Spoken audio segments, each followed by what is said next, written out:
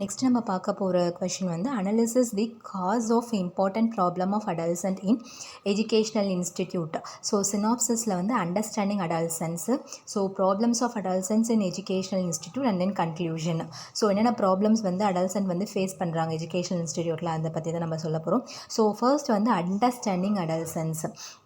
In human life the development stages that follows childhood is adolescence. This period lasts from age 13 with onset of puberty and last till the beginning of adulthood. எப்போதுலேருந்துனா age 13லேருந்து அந்த puberty டைம்லேருந்து 19 or 20 வரைக்கும் அதுதான் வந்து adolescence ஸ்டேஜ்னு சொல்லுவாங்க. So adolescence is from Latin word adolescence which means to grow. So adolescence வந்து Latin வேர்ட்லேருந்து வந்திருக்கு. அப்படி adolescence மீனிங் என்ன அப்படின்னு பார்த்தீங்கன்னா இட் மீன்ஸ் டு க்ரோ, வளர்றதுன்ற மாதிரி அந்த பேர் அதோட மீனிங். ஸோ நெக்ஸ்ட் வந்து problems of adolescence in educational institute. இது வந்து நான் உங்களுக்கு வந்து ஒரு டயக்ராமில் தெர்மோமீட்டர் வச்சு நான் உங்களுக்கு சொல்லியிருக்கேன். ஸோ என்னென்னா கீழே வந்து அவங்களுடைய மைண்டை வந்து டிஃபர் ஆகிட்டே இருக்கும். ஒரு ஸ்டேஜில் நல்லா இருப்பாங்க, ஒரு ஸ்டேஜில் வந்து ரொம்ப கோவமாக இருப்பாங்க, ரொம்ப டெம்பர்டாக இருப்பாங்க. ஸோ அதெல்லாம் வந்து அவங்களுடைய ஹார்மோனல் இம்பேலன்ஸ் நல்லா இதில் நடக்கிறது. ஸோ எப்படின்னு பார்த்தோம்னா ஃபர்ஸ்ட் ஒரு ஸ்டேஜில் வந்து ரொம்ப காமாக இருப்பாங்க, காம் அண்ட் ஸ்டெடியாக இருப்பாங்க. நெக்ஸ்ட்டு ஒரு 5 minutes ஒரு ½ hour கழித்து பார்த்தோன்னு வச்சுக்கோங்களேன், அவங்களே நம்ம நோட் பண்ணோம்னா மைல்ட்லி ஸ்ட்ரெஸ்டாக இருப்பாங்க. ஸோ கொஞ்சம் மைல்டாக. ஸோ நெக்ஸ்ட் நம்ம பார்த்தோன்னா கைண்ட் ஆஃப் அனாய்டு, ரொம்ப அப்செட்டாக இருப்பாங்க ஒரு ஸ்டேஜில். இன்னும் கொஞ்சம் நேரம் கழித்து பார்த்தோன்னா ஃப்யூரியஸ் அண்ட் ஃப்ரஸ்ட்ரேட்டடாக இருப்பாங்க. நெக்ஸ்ட்டு ஒரு ஸ்டேஜில் ரொம்ப வந்து கோவமாக இருப்பாங்க, ஆங்க்ரி பேஸ்டஸ் ரிலீஸ்டு. ஸோ அவங்களுடைய தாட்ஸ் வந்து மாறிட்டே இருக்கும். ஸோ எதுக்காகனா ஹார்மோனல் இம்பேலன்சஸ், பிகாஸ் அந்த ஸ்டேஜ் வந்து ரொம்ப வந்து லைக் டீனேஜ்னு சொல்லுவாங்க இல்லையா. ஸோ அதனால் வந்து அவங்களுக்கு வந்து ரொம்ப ஹார்மோனல் இம்பேலன்ஸ் அதிகமாக நடக்கும். ஸோ இம்பேலன்ஸ்னால சேஞ்சஸ் வந்து நிறைய நடக்கும். ஸோ அதனால் அவங்களுக்கு வந்து இது மாதிரி வந்து ப்ராப்ளம்ஸ் வருது. ஸோ இது என்னன்னு பார்த்தோன்னா நெக்ஸ்ட்டு வந்து ஐடென்டிட்டி கிரேஸ் அப்படின்னா என்னன்னு பார்த்தோன்னா at this adolescent period children come across with major problem called identity crisis. என்னது இது, எதனால இவங்க இதில் அஃபெக்ட் ஆகுறாங்கன்னு பார்த்தீங்கன்னா because they are neither treated as children nor treated as adult. அவங்க வந்து அந்த 13 ஸ்டேஜ் வரும்போது அவங்க வந்து puberty டைமில் வரும்போது அவங்க சைல்டாக இருந்து டக்குன்னு மாறுறாங்க இல்லையா. இப்போ பாய்ஸாக இருந்தால் கூட திடீர்னு அவங்க ஓக்கல்லாம் மாறுது. ஸோ அந்த சைல்ட்லேருந்து அவங்க டக்குன்னு அந்த மாறும்போது அவங்களுக்கு புரியாது என்ன நம்ம சைல்டாக இல்லை அடல்ட்டாக. அவங்க எப்படி ட்ரீட் பண்ணுவாங்களோ அவங்க மம்மி வந்து கொஞ்சம் பெரியவங்க மாதிரி, சொசைட்டியில் கூட அவங்க கொஞ்சம் பெரியவங்க மாதிரி ட்ரீட் பண்ணுவாங்க. ஸோ அவங்களுக்கே புரியாது நம்ம சைல்டாக இல்லை அடல்ட்டான்ற மாதிரி அவங்களுக்கே வந்து ரொம்ப கன்ஃபியூஸ்டாக இருப்பாங்க. So they parents as well as the elder people at home or teachers will never give them a proper recognition as adolescents. That will give them a sort of self confusion among them. இப்போ டீச்சரோ இல்லை பேரண்ட்டோ இல்லை சொசைட்டியில் இருக்கவங்க யாருமே அவங்களுக்கு வந்து அடல்சென்ட்டாக recognise பண்ண மாட்டாங்க. அதனால் வந்து அவங்களுக்கு வந்து ஒரு கன்ஃபியூஷனாக இருக்கும், அவங்களே ஒரு சார்ட் ஆஃப் செல்ஃப் கன்ஃபியூஷனில் இருப்பாங்க.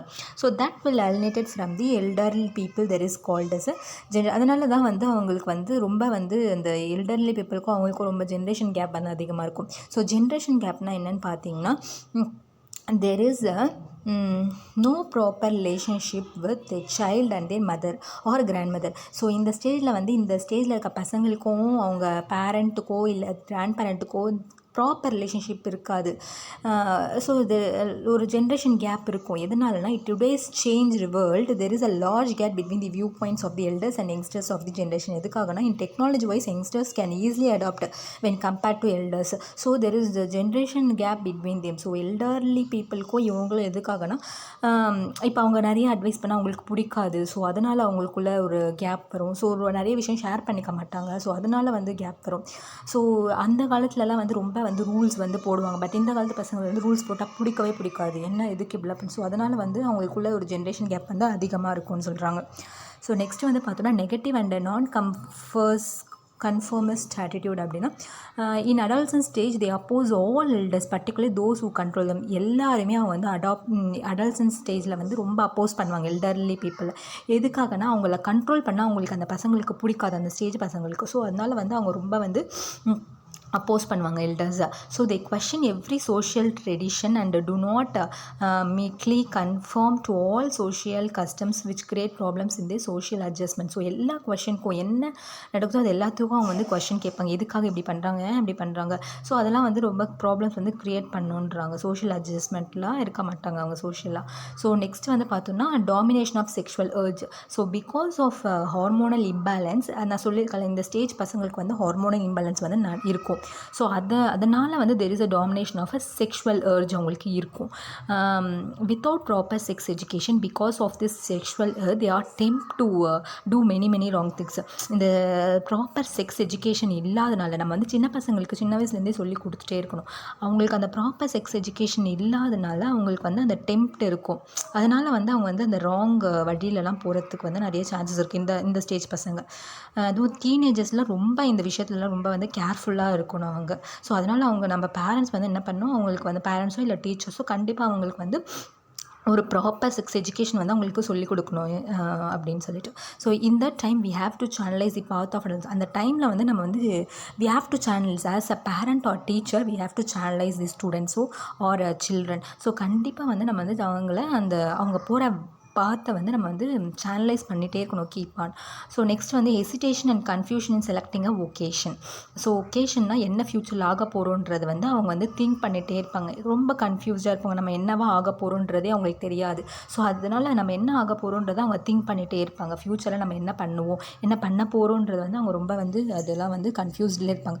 So as they are not sure about their own potential, அவங்களோட பொட்டென்ஷியல் பற்றி அவங்களுக்கு தெரியாது. இன்ட்ரெஸ்ட், எபிலிட்டி அண்ட் ஆப்டிடியூட் எதுவுமே அவங்களுக்கு தெரியாது. So and also proper guidance is not available in knowing about different occupation nature and scope. அவங்களுக்கு வந்து proper கைடன்ஸும் கிடைக்காது அந்த ஸ்டேஜில். ஸோ என்ன ஆக்குபேஷன், எப்படி நேச்சர், எப்படி ஸ்கோப் இருக்கும் ஃப்யூச்சரில், ஸோ அதெல்லாம் வந்து ப்ராப்பர் கைடன்ஸ் இல்லாதனாலையும் இந்த time adults appear to be high confused in the selection and preparation for future career. இதனால தான் வந்து அவங்களுக்கு வந்து ரொம்ப ஹைலி கன்ஃபியூஸ்டாக இருப்பாங்க. செலெக்ஷன் என்ன பார்த்து நம்ம செலக்ட் பண்ண போகிறோம் ஃப்யூச்சரில். ஸோ அதெல்லாம் வந்து ரொம்ப கன்ஃபியூஸ்டாக இருப்பாங்க. ஃப்யூச்சர் கரியர் பற்றி ரொம்ப வந்து அவங்க வந்து திங்க் பண்ணிகிட்டே இருப்பாங்க, என்ன பண்ண போகிறோம், ரொம்ப கன்ஃபியூஸ்டாக இருப்பாங்க. ஸோ நெக்ஸ்ட்டு வந்து பார்த்தோன்னா எமோஷ்னல் ஸ்விங்ஸ். நான் சொன்ன மாதிரி அவங்க வந்து டிஃப்ரெண்ட் எமோஷ்னல் ஸ்விங்ஸில் இருப்பாங்க இந்த ஏஜ் பசங்க. So due to hormonal imbalance emotional swings are happen. இதே தான் நான் சொன்னேன். So adolescent are highly restless, emotional perturbed and moody. ரொம்ப வந்து அவங்க வந்து ரெஸ்ட்லெஸ்ஸாக இருப்பாங்க, எமோஷ்னலாக இருப்பாங்க, மூடியாக இருப்பாங்க, ஒரு சிலவாட்டி ஹாப்பியாக இருப்பாங்க. ஸோ இதெல்லாம் வந்து எமோஷ்னல் ஸ்விங்ஸ்ன்னு சொல்லலாம். Without any proper reason at one time they are very much happy and the next moment highly depressed.